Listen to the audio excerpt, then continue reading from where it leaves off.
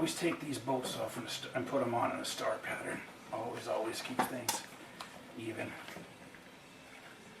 Yeah, and I think I mentioned it last video, and I'm going to mention it again because it's funny.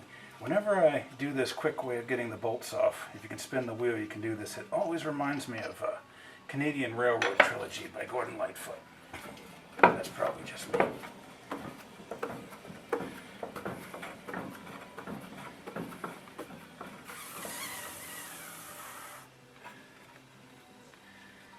And here's a trick that I learned the hard way on a rainy, icy evening in upstate New York.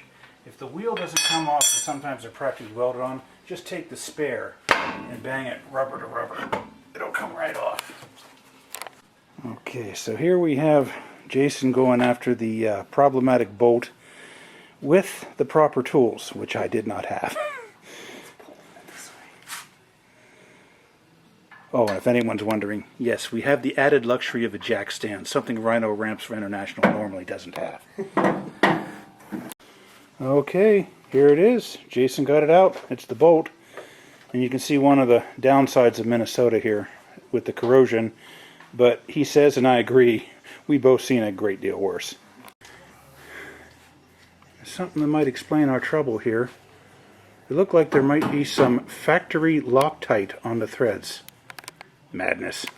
Okay, we got it off here, or Jason got it off here. This is the weirdest setup I've ever seen. This holds in here with a little shim, and there's a hex bolt on here. And then you take the hex bolt out, and then just knock it out to the slide, and then the whole caliper drops out. I've never seen anything like this. Here's the... And I've had a couple Subarus apart.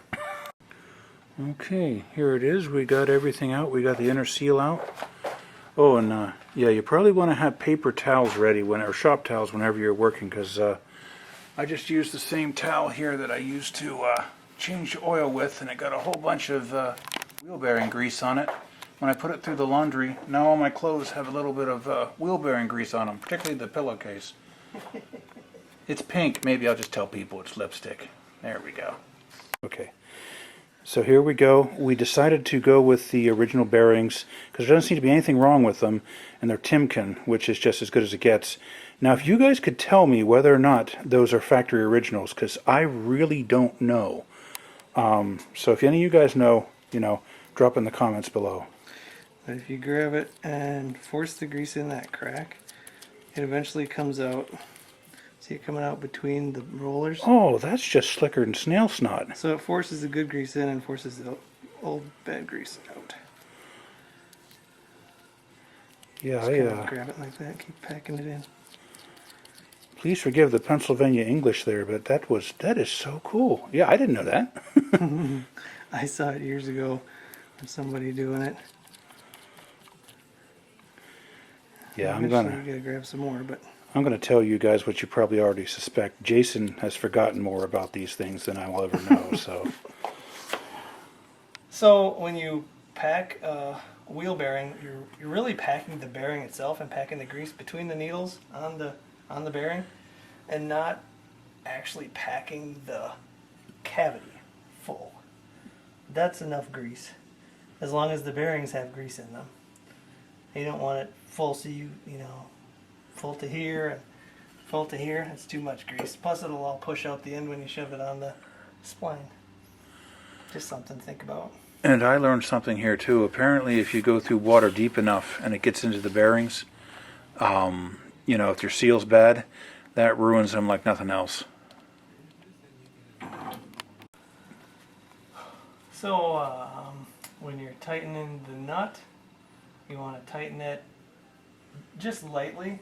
I did use a wrench, but just not a lot of pressure, and then spin the hub and check it again, because you might get a little bit more snugness out of it, and then you tighten it snug, and if you need to back it up to line the hole up, back it up a little bit, and that's all.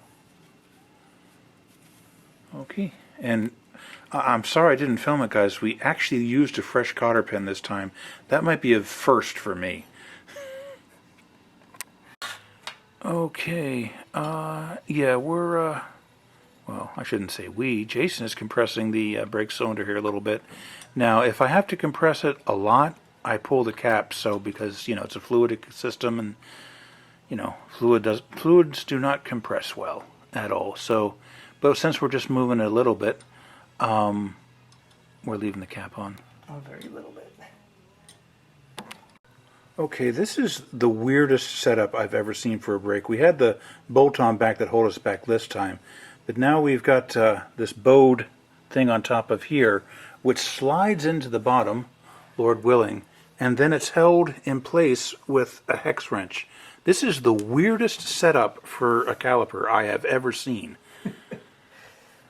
Now, if this were on a Subaru or a Honda or something, I wouldn't bat an eyelash, but this is on a 77 Ford.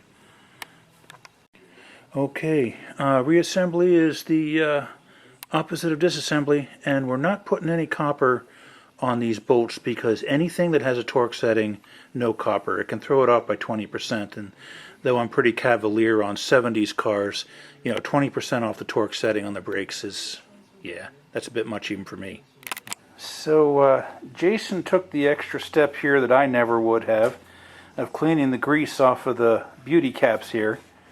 And of course, then once he did one, he had to do the others, and I'm not sure they ever look so good. Okay, Jason noticed this, and I never noticed this, but this was, you know, I was always bragging about an R40 air conditioner that still worked after 45 years, but here this thing has been 134A retrofitted, and you're going to love this. 7.314. It's 7.3 today. What are the odds? 1 over 365.25 to 1, I guess. But anyway, yeah, Jason noticed this, and I never noticed this. This thing's been retrofitted, and so the fact that the air conditioning still works isn't quite as remarkable as it was, but still remarkable, I'm going to say. Okay, so remember me mentioning in the last episode the problem with the idle? Well, it just magically disappeared. Yeah. Fords and Subarus, you run them, they fix themselves sometimes. And anyway, so it's like my dad said, sometimes you just got to lean your head to the left. And speaking of my dad,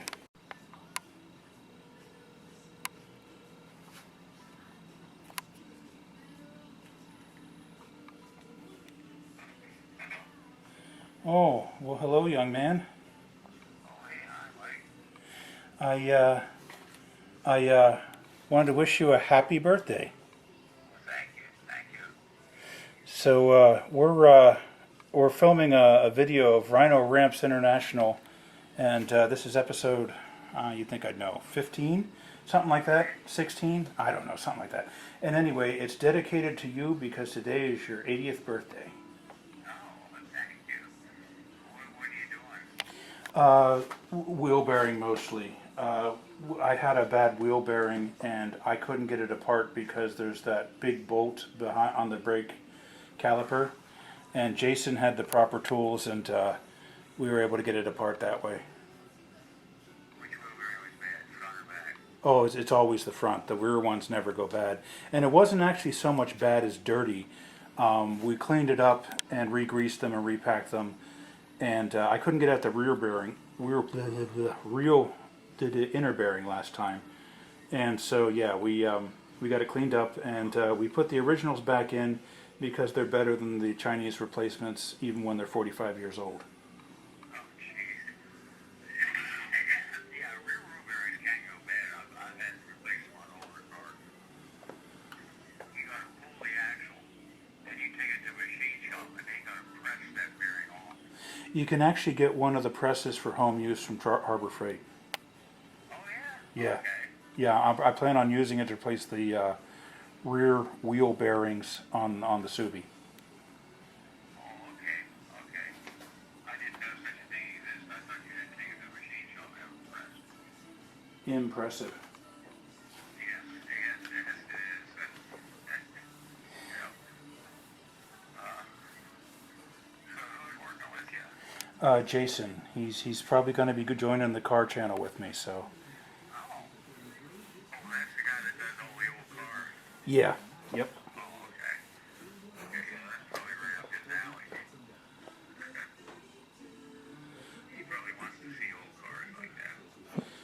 Yes. Do you have any of it now?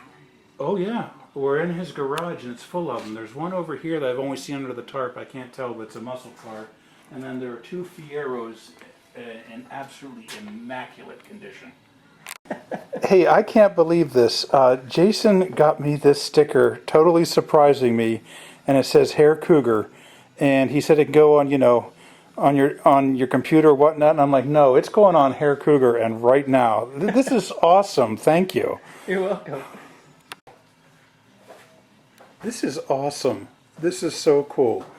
And as Jason pointed out, the font kind of matches the font of Cougar. Oh, and I just came up with a terrible pun. If I sell this car to a middle-aged woman, would it be a cougar and a cougar? I might have to edit that out. That's hilarious, but I might have to edit it out in these days. Wow, this is awesome. Thank you. You're welcome.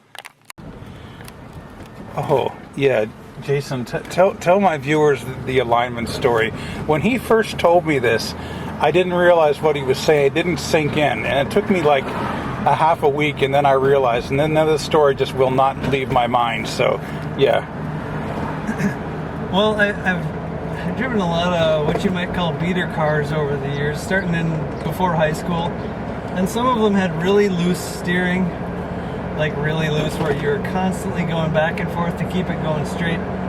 And one of them, I don't know what happened, but suddenly the alignment was far off, so I wanted to pull to one side fairly bad. And it was a blessing in disguise, because that meant you didn't have to steer back and forth anymore. You could just hold it straight. It's trying to go right, and you just hold it left, and you're easy to steer. Yeah, so you were resting, the alignment was at an angle, and you just rested on the angle, and you could go straight. Yeah, it made it simpler. Oh, wow. That is such a wild story. Thank you. Okay. Yeah, so one way to test a wheel bearing is to see whether the sound is louder when one's turning one way or the other. Oh, wow. I've never gone around the way around this thing before. I could only test turning left, though. Oh, good point. I mean, well, you could test it going right, but only once. You may not get a full rotation. Oh, and something else. There was a clunk and a thunk that I was really worried about, but Jason diagnosed right away. It's the brake shoes, actually. Pads and the discs. Yeah, the pads and the discs, they're just a little bit loose. And when you get on the brakes just at least a little bit, the clunk goes away, so it's totally harmless. And I was all worried about this. Well, worried might be too strong a word. Concerned, cognizant, I don't know. Worry just, worry and Hair Cougar don't usually go hand in hand. Okay, so I guess that's it, guys. I'm going to call this one a wrap. I think this is going to be a great episode. It'll be the first time I've ever done significant video editing ever. So, yeah. Keep between the ditches, everyone.